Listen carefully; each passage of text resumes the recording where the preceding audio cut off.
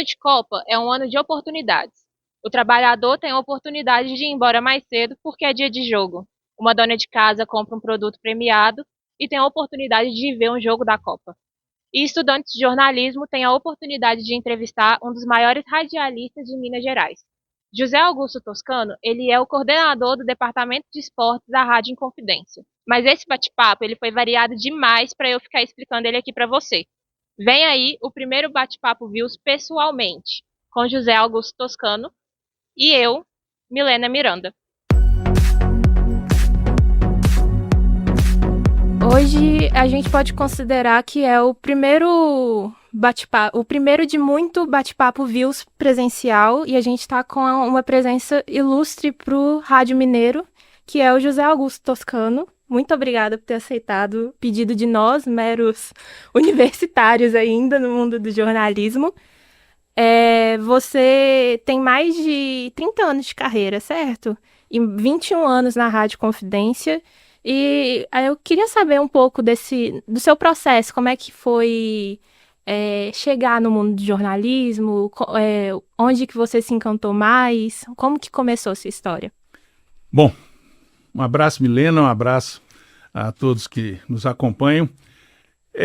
Primeiro, eu que tenho a agradecer essa deferência, essa consideração de vocês em conversar comigo. Eu me sinto lisonjeado e fico muito feliz de alguma forma, né, a partir da minha experiência, da minha carreira, contribuir, nem que seja um pouco. Então, de antemão, meu muito obrigado a você e a toda a equipe, porque realmente é uma honra para mim.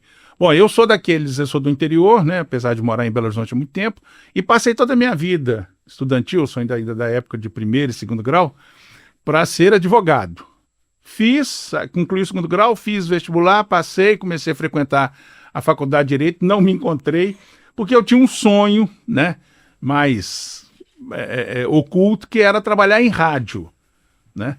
E para trabalhar em rádio eu encontrei no jornalismo, porque eu sou filho de um pai que não teve a mesma possibilidade de acesso à escola que ele e minha mãe proporcionaram. Então o sonho do meu pai era ver um filho formado, né? E eu consegui essa proeza, na época era uma proeza, né? E tanto que a preocupação dele, quando eu falei que não ia continuar com o direito, que ia fazer jornalismo, o receio dele era se eu ia abandonar e deixar de ter um diploma. Para ele o importante era isso, e aí só um complemento, ele acabou vendo os outros 3 filhos. Ele teve 5 filhos, dos 5, 4 acabaram dando a ele esse prazer, né? Bom, jornalismo só eu, né? Os outros foram mais espertos. Mas enfim, brincadeiras à parte. Realmente é uma profissão por amor. Vai ter paixão assim, né, Milena? E aí, o que determinou eu escolher o jornalismo foi o rádio. Eu sempre fui um ouvinte de rádio, desde criança, ainda lá em Formiga, minha terra natal, depois quando viemos para Belo Horizonte, e sou filho de uma geração que se fez no rádio. O rádio era o grande veículo de comunicação. A televisão chega no Brasil no início dos anos 1950 e depois só se populariza mesmo já final dos anos 60, início dos anos 70. Então o rádio sempre foi a referência. E mesmo hoje, até muito antes de entrar para a Rádio Confidência, na Rádio Confidência eu já tenho 21 anos de trabalho, eu sou um ouvinte de rádio, eu gosto de rádio.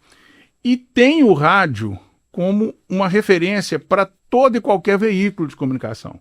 A história do rádio é de resiliência, é de resistência e é de movimentação. Quando a televisão chegou no Brasil, decretaram a morte do rádio, pois foi justamente no rádio que a televisão foi a fonte que ela foi beber, inclusive com mão de obra e tudo mais. Aí quando chegou a internet, encomendaram caixão, vela de 7º dia, em tudo, vela de 7 dias e tudo mais, e no entanto foi, na minha concepção, um veículo que melhor se adaptou à internet. Então, a minha ligação, o ato de ser um apaixonado por rádio me fez jornalista. Pequena curiosidade, eu também tenho parentes em Formiga. É mesmo? Sim. Então tá explicado. Terra boa. Maravilhosa. Você é de lá não, né? Não, eu não sou de lá, mas... Você não sabe que você tá perdendo. Quem dera. Meu avô, ele morou lá por um tempo junto com a minha mãe. Aí depois ela mudou para Belo Horizonte para estudar também. Sim. E aí veio morar com a Que família. legal, que bom. E dessa paixão por rádio, de onde saiu o esporte? Quando que o esporte e o rádio se encontraram para você? A rigor, desde que eu comecei a acompanhar mais de perto o rádio. A minha lembrança mais antiga ligada ao rádio, ainda em Formiga, ela vai ali com meus mais ou menos 4 anos e meio. Eu me lembro, lá na minha casa, na casa dos meus pais, meu pai, minha mãe, com um grupo de amigos, eu tinha o quê? Como eu falei, 4 anos, numa alegria e ouvindo o rádio, que eu gostava daquele ambiente, não tinha noção, mas gostava daquele ambiente, e ele, meu pai, minha mãe e os amigos muito felizes a ligação, isso eu fui entender depois, de algo que estava vindo daquela caixinha.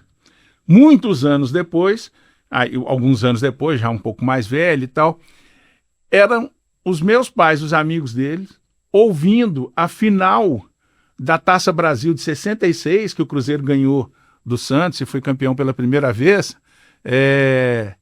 lá e comemorando. E uma curiosidade, aí é um negócio impressionante. E eles ouviam pela Rádio Inconfidência. Então, assim, o esporte / futebol sempre foi para mim o principal programa que eu ouvia. Mas eu sempre gostei também muito de música. Então, à medida que eu fui crescendo ali, né, aí no ano seguinte a gente muda para Belo Horizonte, aí é uma outra referência, mas o esporte sempre foi esse norte para o ouvinte de rádio. E depois, aí já adolescente, aí você descobre outros programas, outras coisas, e a música entra efetivamente. Belo Horizonte, eu sou da época que não tinha o FM, né? O FM, quando chega, ou assim, pelo menos tão popular, você tinha programação de entretenimento, você tinha esporte, e aí, pelo fato também de ser torcedor, né? Sou cruzeirense, não escondo isso de jeito nenhum, até porque não faço ginástica, que é para não ficar com o corpo atlético, né? Pois se vocês quiserem editar isso, fiquem à vontade, mas é fato. Levando em conta que os dois atleticanos, só eu que sou cruzeirense aqui. Mas então... por isso que a gente vê a felicidade estampada no seu rosto. Mas aí, provocações à parte, vou mandar um grande abraço para a Ana e para o Luana, sempre na escuta. Mas brincadeiras à parte, o esporte foi, então esse foi esse norte, e depois o principal produto que eu consumia. E o restante, aí, rádio hoje. E hoje eu ouço, aí até antecipo, mas já com um outro viés. Porque, por trabalhar nisso, além da informação, além do prazer, eu ouço, por exemplo, um programa, uma jornada esportiva, porque a gente faz uma distinção, de uma maneira com outros ouvidos, né? Com uma preocupação, mas parece que o sinal não está legal, é isso e aquilo, mas é um outro... Uma nova percepção. Uma nova né? percepção, Você encontra um novo jeito de escutar. Isso. Aproveitando um pouquinho que você citou que o esporte, né, o futebol sempre foi um norte com relação ao rádio, você lembra da primeira vez que você escutou o Brasil sendo campeão da Copa do Mundo? Aproveitando. Aí eu vou entregar minha idade. Eu lembro direitinho. Aos 8 anos, em 1970. Mas aí pela televisão. Você já viu? Foi pela televisão? Já foi pela televisão. Porque aí, como criança, toda aquela euforia, né, com aquela seleção maravilhosa. Então, eu me lembro com riqueza de detalhes. Depois, com o passar do tempo, pela própria profissão, eu fui me aprofundando. Mas eu me lembro com riqueza de detalhes. É a primeira imagem que eu tenho assim forte com relação à seleção foi em 1970. Eu tinha 8 anos, acompanhei com meus pais, aquela vibração toda. Agora, tinha um detalhe que isso já na época acontecia.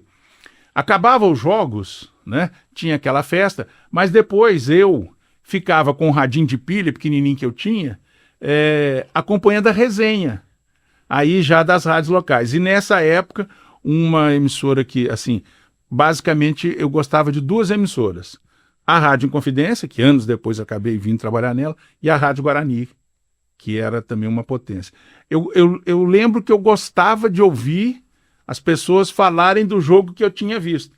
Porque uma coisa que me chamava a atenção, o cara falava lá, por exemplo, porque naquele lance o Tostão deu um passe para o Clodoaldo. Aí eu vi, é mesmo, foi na hora daquele lance assim assado. Então, a minha primeira lembrança bem clara, 1970, eu com 8 anos, né? Aí eu lembro dos Jogos do Brasil. E de 74 para frente, aí acabou. Aí Foi mistura. Aí já TV foi e rádio. direto. Aproveitando também esse gancho, eu lembro da palestra, né, que você deu pra gente lá na UNA, na biblioteca, no caso.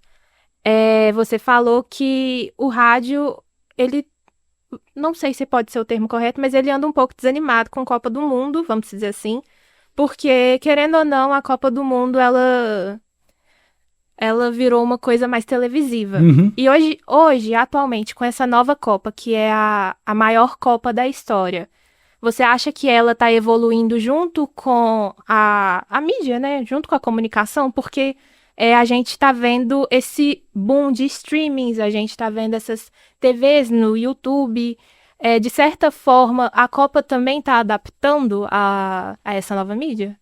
Eu acho que sim, e também criando e proporcionando o surgimento e fortalecimento dessas novas mídias. Eu diria que já a partir da Copa de 82, pelo menos a de 82 para frente, a Copa sempre foi, especialmente a partir de 70, né? Foi quando tivemos a primeira transmissão ao vivo e a cores, né, dos Jogos do Brasil, porque 62 elas chegavam com um pouquinho de atraso, era mais o videotape, 58 também, mas em 70 aí foram os Jogos ao vivo. A Copa sempre foi um evento pensando primeiro, especialmente a partir dos anos 70, para a imagem. E com a evolução tecnológica e com o investimento que as emissoras de TV fizeram, e a própria FIFA também proporcionou isso, ela se tornou um evento primordialmente voltado para a imagem. E de 1990, 94, isso ficou cada vez mais forte, com cobertura pensada, né? O espetáculo pensado para a mídia televisiva, de televisão, né? A mídia visual, mas o rádio sempre teve a sua parcela. Só que dos anos, vamos pegar aqui da Copa da Rússia, de 2018 para cá, aí nós tivemos um boom, e muito rápido, do avanço da internet e a popularização da internet e com fácil acesso para a população de uma maneira geral. Você tem hoje um celular, você tem tudo ali, né? Você tem... Resolve todos os problemas pelo celular. Até falar no telefone, você pode falar no celular, sabia disso? As pessoas esquecem. Eu tenho um filho de 18 anos que um dia liguei para ele pedi para buscar ele no lugar, tal, tô ligando, ele não atende. Aí até que com muito custo ele aparece, falei, mas eu tô te ligando, tem minutos. Ele virou para mim na cara dele assim, pai, não se usa mais falar ao telefone, não.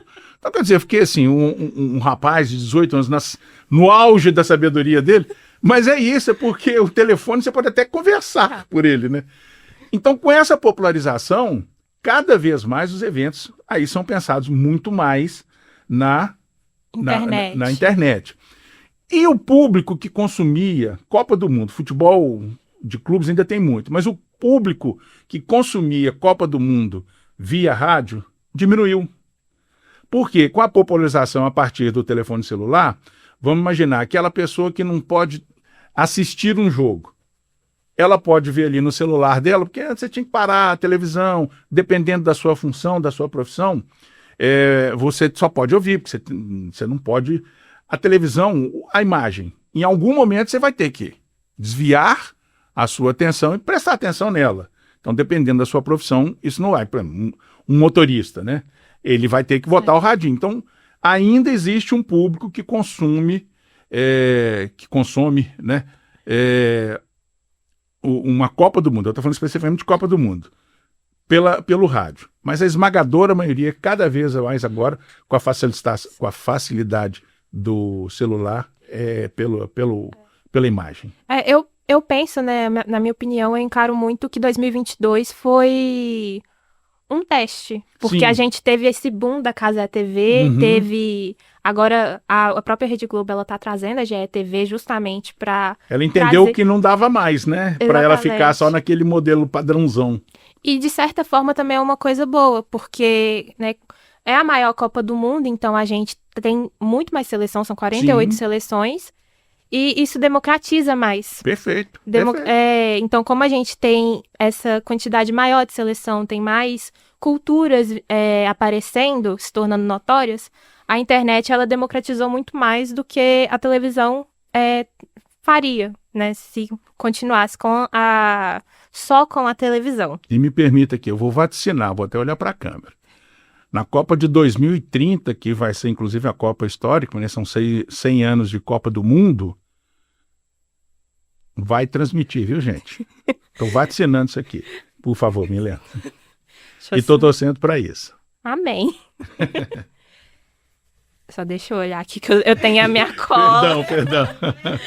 Eu tenho a minha cola. Tranquilo. Eu ainda sou da época do papel, não consigo Não adaptar. abra mão dele, não abra mão dele. Eu fui fazer minhas pesquisas, eu descobri que a África ela tem mais países, só que quem tem mais países jogando na Copa é a Europa. Isso. Aí, assim, particularmente, talvez não deveria ser mais proporcional para justamente trazer mais diversidade para a Copa do Mundo? Aí você levantou a bola e eu vou dar um voleio, com certeza. Só que Copa do Mundo antes de futebol, um evento absolutamente comercial e altamente lucrativo, né, feito por uma instituição, no caso, a FIFA. E é curioso, esse dado que você trouxe é importante, porque a Europa, mesmo para essa Copa do Mundo, que terá 48 seleções disputantes, muitos países, especialmente aqueles europeus que não conseguiram classificação, reclamaram do número de vagas. Mas isso, para mim, demonstra, a gente entra naquela questão cultural, né? Há quem diga que futebol e política não se misturam. Bom, então a pessoa não vive no mundo. Viver é um ato político, né?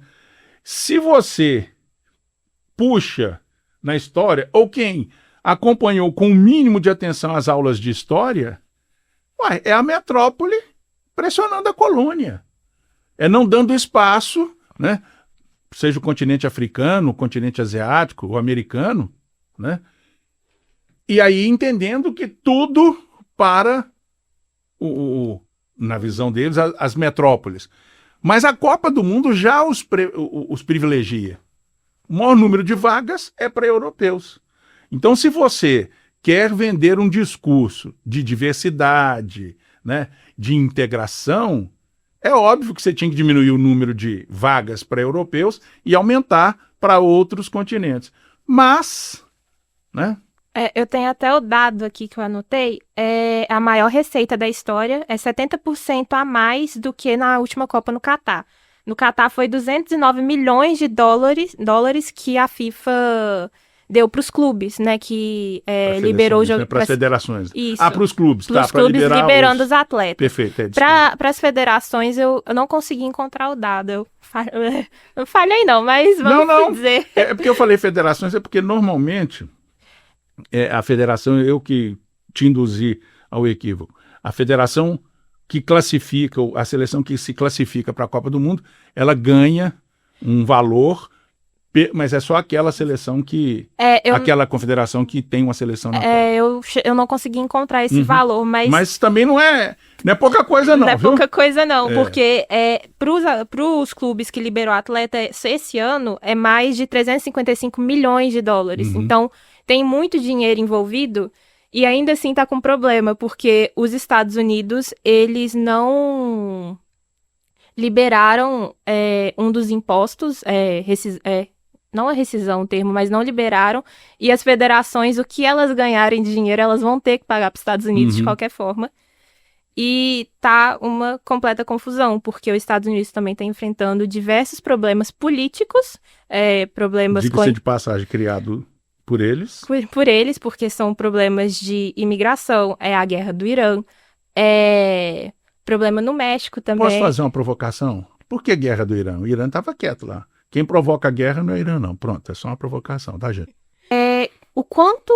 Como que esses conflitos, né, que tá ocorrendo nos países sede da Copa do Mundo pode influenciar a Copa do Mundo. O Irã, há pouco tempo atrás, disse que não levaria a federação. Aí o presidente da FIFA ele já falou, não, o Irã vai vir, vocês passaram nas eliminatórias, então vocês vão participar da Copa. Aí, como que esses conflitos podem influenciar durante o evento? A FIFA é, antes de tudo, uma empresa muito política, né? Tanto é que você vê que ela puniu a Rússia por conta da invasão à Ucrânia e não fez o mesmo aos Estados Unidos, né? Há dois pesos e duas medidas, isso sempre foi, isso não é só de agora, não. É uma curiosidade que eu tenho, é mais a título de curiosidade, porque com essa política, não vou usar um termo educado, essa política de combate à imigração, patrocinada pelo governo dos Estados Unidos, todo mundo tornou-se inimigo. Só que, pela primeira vez também, nós teremos uma Copa do Mundo com sede tripla. Será que a FIFA vai se predispor, vai criar vou usar um termo popular aqui, um conchavo para que Irã, Iraque, que também está classificado, e outros países, aspas, tidos como inimigos do rei, né, bem ironicamente falando, que esses países então não vão jogar nos Estados Unidos, vão jogar só no Canadá e no México? Porque pelo sorteio, pela criação da tabela, não. Isso pode acontecer. Então essa é uma curiosidade. Entretanto, repito, o mundo do futebol, especialmente aquele que é diretamente capitaneado pela FIFA, quando eu falo diretamente, é claro que todo o futebol profissional tem a chancela da FIFA, mas os interesses muitas vezes são maiores em algumas circunstâncias.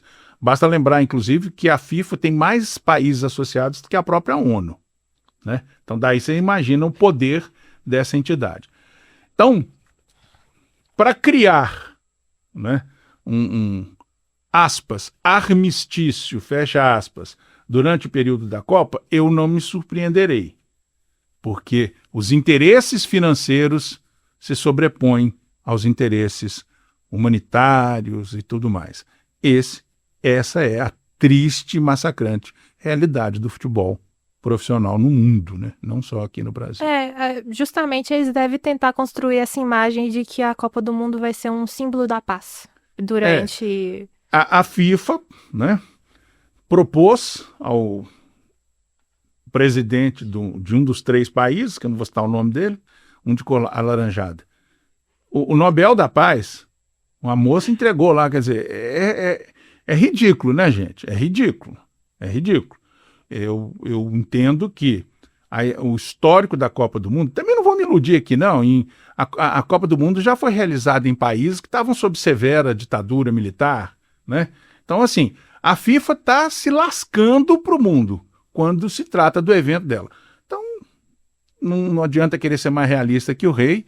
Vai ter Copa, vai ter uma cobertura midiática grande, porque tem que ter um evento, né, que exige isso, e depois, na visão, no mundo maravilhoso da FIFA, tudo vai funcionar.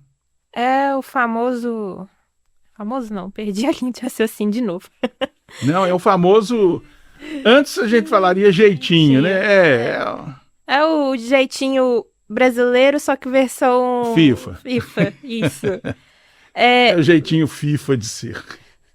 Mas eu vou mudar um pouquinho de assunto, vamos trazer um assunto, assim, eu espero que seja mais leve, mas a seleção brasileira, no momento, não está tão agradável, vamos dizer assim, Você está falando né? com a pessoa certa. Eu já não assisto o jogo da seleção desde 1976. Tô brincando, mas a gente acompanha por força da obrigação, da força profissional. Mas, assim, prazer em assistir a seleção brasileira eu já não tenho há muito tempo. Ah, não, isso aí, com certeza... Assim, pra mim, eu já acho um absurdo que eles ainda consideram a seleção favorita, uma das favoritas. Mas é aquilo que eu li. eles colocam o Brasil como favorita, tal qual o Real Madrid é sempre favorito na Sim, Champions. bem lembrado, bem observado, boa comparação. E aí o Brasil, ele tá classificado de 4º a 7º lugar como um dos favoritos. Então, tem algumas expectativas, mas a população tá muito insatisfeita. Então, caso o Brasil, por algum milagre, consiga, Milagre é bom. por algumas forças, assim, exteriores, Sobrenaturais. chegar até, vamos supor, a semifinal, você acha que a seleção brasileira ela poderia trazer um novo vigor para a população brasileira, para a torcida brasileira? Não, eu acho que seleção brasileira já não tem mais o mesmo apelo que tinha até ali nos anos 80 sobre a população, né? Eu observo até como jornalista que atuo no meio, há um grande número, mas assim, significativo, de torcedores de clubes. Gostam da seleção, mas não têm pela seleção o mesmo interesse, mesmo afã por clubes. Eu acho que o torcedor é cada vez mais de clube do que de seleção. O clima de Copa do Mundo, mais no Brasil, o Brasil vai ser sempre um candidato, ou pelo menos ele se coloca como um dos possíveis candidatos a um título. Afinal de contas, ninguém é campeão 5 vezes de uma Copa do Mundo impunemente. Então, isso é indiscutível. Talentos temos, só que seleção tem também, montagens de seleção, e não só no Brasil, passa muito por interesses comerciais e tudo mais. O futebol profissional ele é muito pautado pelos interesses comerciais, né? Acho que aqui ninguém é tão assim, inocente a ponto de achar que o futebol, que gera valores astronômicos, né? É só o famoso amor à camisa. Amor à camisa dependendo do patrocinador, que é da minha camisa, né? O futebol gera quase que PIB de países. Pois é. Né? É um absurdo. Então, o que eu observo, assim, o desinteresse pela seleção, e tem um componente, talvez aqui tenha até uma fala muito minha, saudosista. O fato de você ter das seleções nacionais compostas, na sua maioria, por jogadores que não atuam em clubes do Brasil, isso também afasta um pouco o ânimo do torcedor. O jogador do Cruzeiro, do Atlético, que está na seleção, você torce um pouco mais para aquilo. Isso é típico do torcedor brasileiro já de muito, não é só de agora. Então isso quebra um pouquinho. Então, assim, o interesse pela seleção, ele vai ser, opinião pessoal, o mesmo se ela for hexa ou não. É claro que se ela for campeã, vai ter uma festa e tudo mais, e a partir daí de alguns meses ou semanas, que aí recomeça o Campeonato Brasileiro, Libertadores, isso aí toma o protagonismo. Eu não vejo mais seleções, e aqui eu generalizo, sendo mais importantes do que os clubes. Vai ter uma festa se o Brasil for campeão. Ou a cada vitória. Esse ano o pessoal tá bravo porque os jogos do Brasil são fora do horário comercial. Então vai ter que ir trabalhar o dia inteiro e depois, né, jogar. Na última Copa eu era liberada, graças a Deus. Esse ano, pelo menos na primeira fase, nos 3 primeiros jogos, não. Vamos ver depois daí pra frente. E tem um detalhe importante. A gente tem um técnico estrangeiro. Ancelotti é maravilhoso. O que ele fez no Real Madrid em times da Europa, realmente. Só que o fato de ser um técnico estrangeiro também pesa um pouco no coração do torcedor brasileiro, porque não tem os jogadores. O técnico também não é brasileiro, então acaba que perde ainda mais um pouco dessa identificação que a gente tem quando eram os jogadores que jogam nos times brasileiros. Achei fofo seu comentário. Não, bacana, achei legal, né, no coração. Porque talvez aí é bacana esse choque de cultura, de geração, porque eu achei legal você pensar isso. Porque eu não consigo mais. Não, o fato.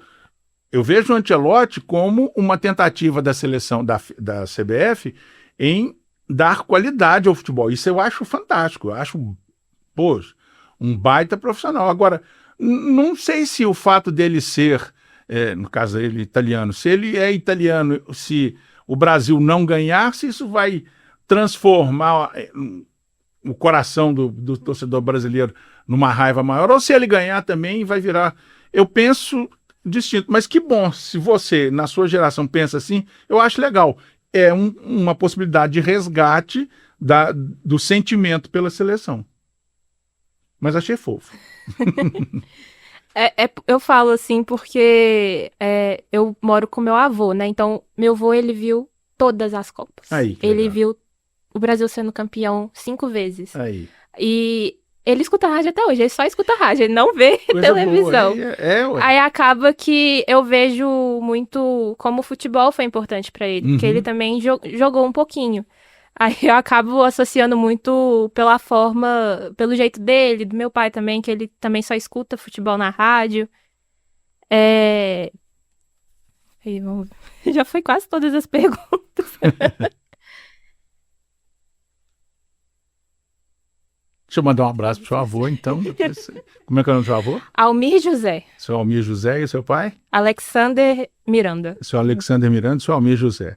A M880, tá? Futebol lá, que a gente faz questão. É legal demais. Eu gosto mais porque o ouvinte, enquanto você... Isso é só um dado curioso. O ouvinte de futebol, né? O ouvinte de maneira geral, mas o ouvinte de futebol, ele, mesmo de gerações mais novas, há um percentual que eu não sei quantificar quanto, mas bem legal, de gente que ainda vê o jogo pela TV, mas tira o som e fica no áudio do rádio. E esse é o público que, assim, que é o nosso público, e no caso específico da Rádio Inconfidência, pela tradição da Inconfidência, a Inconfidência esse ano completa 90 anos, ele cria uma intimidade com você que é como se você fosse da cozinha dele, se ele frequentasse a sua casa. Então, seu Almir, seu Alexandre, certamente, em algum momento eles ouvem ou vão ouvir a Rádio Inconfidência. Nosso muito obrigado, é muito legal. E como que é cobrir uma Copa do Mundo no rádio? Assim, como que é essa experiência? É uma coisa assim, a última Copa do Mundo que a gente teve com a equipe própria em loco foi a Copa do Mundo da África do Sul. E é muito rico, isso porque você, além da programação normal, os programas esportivos e as transmissões, aqui cabe um esclarecimento rápido. Para você transmitir um jogo de Copa do Mundo, você tem que adquirir os direitos, né, de transmissão. Aliás, como qualquer evento, só que na Copa do Mundo o rigor é muito maior. Aí, mesmo que você não mande uma equipe in loco, você pode transmitir desde que você faça parceria, que você entre em cadeia com alguma emissora que comprou os direitos. Aí essa emissora pode oferecer a partilha disso para algumas emissoras. Se você aceita, você tem um valor a ser pago e este contrato tem que ser encaminhado para a FIFA, porque senão ela tira do ar. O negócio é bem rigoroso mesmo. Então, a última vez que nós fomos com a equipe própria foi na Copa do Mundo da África do Sul. Então, além de preencher, porque o assunto vira esse, né? 100% Copa do Mundo, e tem muito volume, dá para você preencher toda a programação. E você acaba criando, mesmo que por aquele período, programetes ou alguns programas específicos, análises de jogos pós-rodada. Então, assim, é muito trabalhoso, é muito rico, porque você tem muito material, e aí entra o diferencial de cada emissora, de cada veículo, em buscar algo diferente. Particularmente, enquanto coordenador aqui ao longo desse tempo, eu sempre tentei fugir um pouco, porque a análise do jogo ela é quase que imediata pós a transmissão. Aí são pontos de vista e tal. Eu acho que o que enriquece muito é você buscar pontos diferentes, inclusive de cultura, de história, de geografia, fazendo um link com o futebol, né, que é o carro-chefe, principalmente no momento, para que você possa produzir conteúdos diferentes. Então isso é extremamente desafiador, porque por mais que você, e hoje, né, 90% das redações trabalham em quantidade mínima de profissionais, com raríssimas exceções, então isso é muito desafiador. Por outro lado, é muito enriquecedor. Agora, extremamente cansativo. Menos mal que com a internet, com o avanço da tecnologia, isso foi bem facilitado. Até, por exemplo, 2006, muita coisa era pelo telefone fixo. Nossa, meu Deus. Era sensacional. E quando foi a Copa no Brasil? Quando as coisas assim é mais locais, ela é Uhum. tão complicada quanto deixa eu reformular a pergunta. Ela é tão complicada quanto em Louco ou no Brasil, aqui no a Copa de 2014, né? Uhum. Pegando as De Olimpíadas. 1950, apesar de velho, ainda não tinha nascido, não. Faltavam 12 anos, tá, Milena? Pelo amor de Deus. Quando é em território assim nacional, que eu vou aproveitar esse gancho e falar um pouquinho da Copa Uhum. feminina. É tão difícil quanto? Não, Ou... a logística é bem menos complicada, até porque a gente já tem o hábito, né, de fazer através do Campeonato Brasileiro, né? Então as praças são todas aquelas que a gente faz habitualmente. E em 2014 a gente teve uma parceria com a EBC, que a Rádio Confidência pertence à EMC, Empresa Mineira de Comunicação. E aí nós tivemos uma parceria com a Rádio Nacional, que pertence à EBC, a Empresa Brasileira de Comunicação. Então foi muito mais fácil essa logística. A gente funcionou como o braço quem detinha os direitos era a Rádio Nacional. Então nós funcionamos como o braço logístico em Belo Horizonte, aí tinha emissora em Fortaleza, em São Paulo. Então, assim, nesse aspecto, logisticamente foi bem mais tranquilo. Agora, muito mais trabalhoso, porque aí você tem um leque de atividades maior que você tem que cobrir e um jogo, só para vocês terem uma noção, um jogo de futebol do Campeonato Brasileiro simples, que começa 4 horas da tarde, se não é um clássico, se não é um jogo de grande aporte, a gente chega no mínimo, sim, jogo tranquilo, 2 horas de antecedência e sai com, no mínimo, 1 hora depois da bola rolando. Um jogo de Copa do Mundo, então quando era do Brasil, um exemplo, o famoso 7-1, né? Nós chegamos no Mineirão, começamos a ir para o Mineirão, só o engano, acho que o jogo foi 5 horas da tarde, né? Uma coisa assim. Nós chegamos no Mineirão 11 horas da manhã, já estava cheio, saímos de lá, era mais ou menos umas 9h30, 10 horas. Isso dando suporte para a Rádio Nacional. Uma decisão aqui, vou dar um exemplo aqui, Copa Libertadores de 2013, o Atlético foi campeão. Nós chegamos no Mineirão, o jogo foi 9h da noite, chegamos no Mineirão meio-dia, saímos de lá 4 horas da manhã. Eu sou hipertenso por causa de uma semifinal de Copa do Brasil, que nós chegamos no estádio, o jogo era 9h30, chegamos no estádio 3 horas da tarde, depois até fazer entrevista, mas saímos de lá 4 horas da manhã, para no dia seguinte levantar às 6 e vim trabalhar.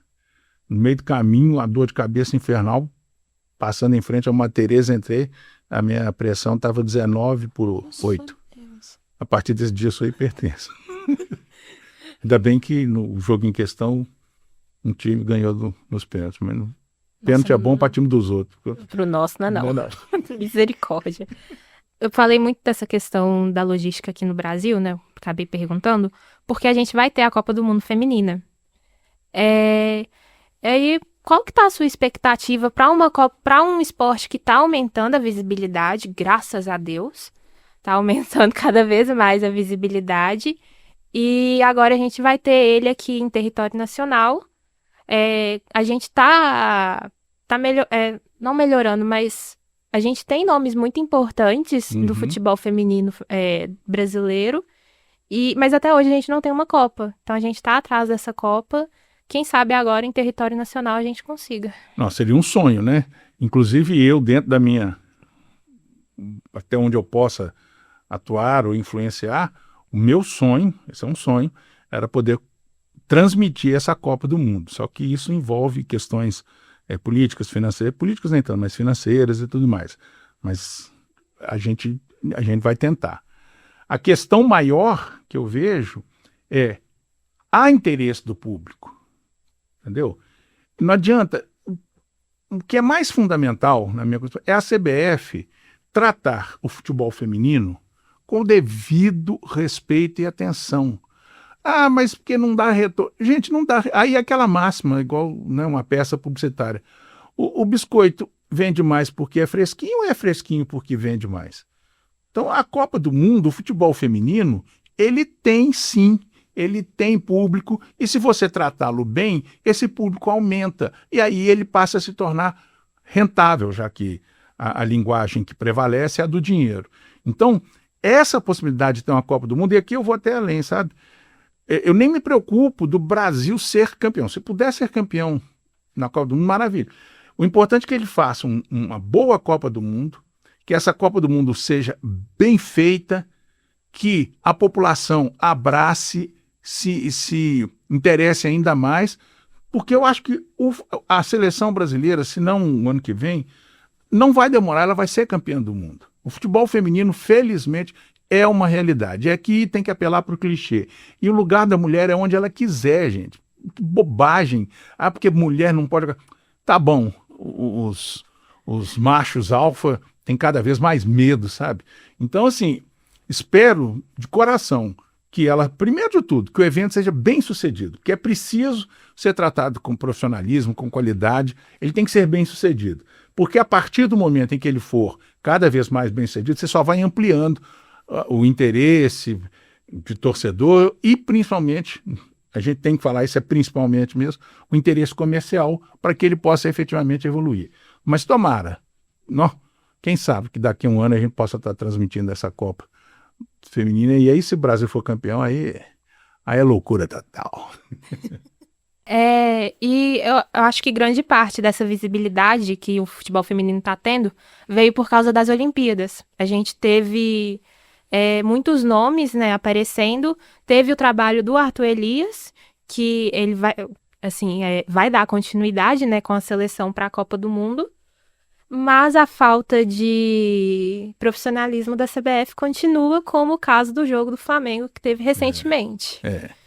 É isso, sabe? Tratar o futebol feminino, me desculpem se a minha visão parece ser muito mercantilista, mas é real.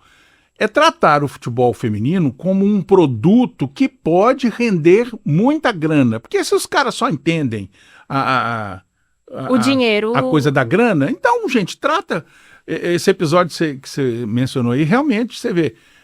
A equipe de arbitragem atrasou, ninguém comentou com as jogadoras, ficaram lá se aquecendo, depois tiveram que começar.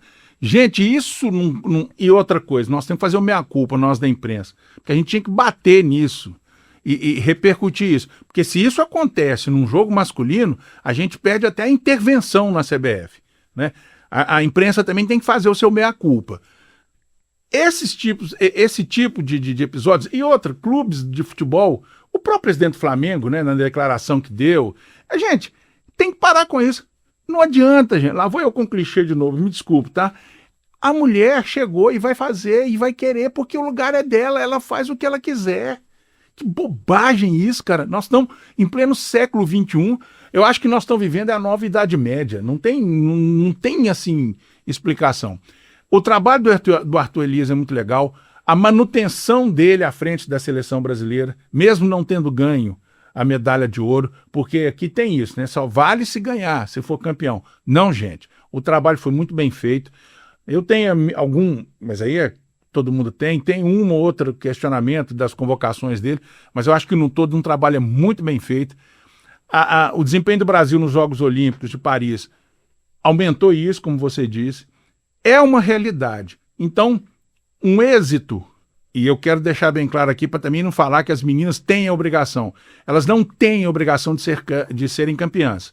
Se for, maravilha, mas tendo um bom desempenho e principalmente que a Copa seja muito bem disputada, eu acho que é um passo muito importante para cada vez mais consolidar o futebol feminino no Brasil. Não só o futebol feminino, mas também qualquer outro esporte Sim, e qualquer sim. outra área. O maior exemplo disso sou eu aqui, a Ana nos bastidores. A gente tem, eu particularmente, meu esporte mesmo é Fórmula 1. E tem a Mariana Becker, que para mim ela é maravilhosa. Fantástica. Realmente, ainda bem que ela continuou. Agora, atualmente, ela já está como comentarista, não só como repórter em loco. E a gente pode finalizar justamente com essa mensagem de que a gente chegou, a gente vai ficar, não vamos sair desse lugar, vai ter que aturar mesmo e seguir em frente, que tá tudo bem, só acostumem. E aqui, já que eu citei 2 vezes um clichê, vou pedir desculpas e licença a vocês e dizer o seguinte: todo e qualquer homem, né, do gênero masculino, já que estamos, que tem essas bobagens, vou até falar igual aquele um personagem, aqui ó, olhando na câmera da verdade, todos nós, todos, sem exceção, viemos de um ventre feminino, tá legal? Então, acho que aí... Fora os filhos de chocadeira, mas esse aí também não quero saber deles, não. Desculpa. É absurdo, gente, é absurdo, não tem. Não. Teve esse caso do Flamengo, teve o jogador do Bragantino com a repórter, mas ainda bem que pesou no bolso e aí a propósito, acabou. A FIFA, parabéns, o dona FIFA, só que não. Tá levando o maior número de árbitros e auxiliares para a Copa do Mundo. Nenhuma mulher. E eu vou te falar uma coisa. Eu citaria aqui umas 4 ou 5 em condições de ir à Copa do Mundo. Esse dado eu pesquisei, eu não achei. Não, mas é fato. Saiu Gente, ontem, né? Inclusive, só aqui no Brasil teria umas 4 ou 5 que são melhores Ó, do que pra os que mim- falam aqui no Brasil. Para mim, o melhor árbitro do futebol brasileiro, claro que tem aqui os tal, é a Edna. Eu acho a Edna, para mim, a melhor árbitra do futebol brasileiro. Eu me esqueci o sobrenome, mas é a Edna, acho que é Batista. Mas enfim, a Edna, só tem ela como árbitra principal. Então a gente vai finalizar, né, com essa mensagem que as mulheres elas estão chegando no esporte, é um esporte e a gente está conquistando espaço. Agradeço muito por ter aceitado essa, como que a gente pode dizer? Bate-papo. Bate-papo, essa conversa. Eu falo assim muito por causa da cara de pau do Luan, a gente tem que agradecer muito isso. A gente espera que tenha mais bate-papos agora presenciais, com certeza a gente vai conseguir mais gente para fazer isso. Curte, comenta, compartilha, manda para todo mundo sobre esse vídeo e a gente agradece. E é isso, galera. Esperamos vocês para outros vídeos e muitas surpresas com relação à Copa do Mundo, hein? Fiquem de olho. Bom, e eu só tenho a agradecer e parabenizá-los e dizer aqui, dar um depoimento público. Fiquei conhecendo o trabalho dos meninos mais de perto hoje e os conheci numa palestra que tive o privilégio de ser convidado para dar na UNA, para apresentar essa palestra na UNA. Eu quero cumprimentá-los não só pela estrutura que vocês criaram, mas acima de tudo, porque eu entendo e acho de coração que o futuro da comunicação passa muito por isso. E é muito bom ver, vocês que estão vendo só eu e a Milena aqui, eu falei Milena. Isso. Daqui a pouco eu fiquei assim, mas é Mirella, né? Milena. Nos bastidores também tem 2 jovens talentosíssimos. E isso é muito gratificante para a gente, para os veteranos, de ver essa juventude e com qualidade, com uma preocupação técnica e de conteúdo muito grande. Muito obrigado por essa deferência, eu me sinto homenageado. Valeu demais, viu? Muito A obrigado. gente que agradece.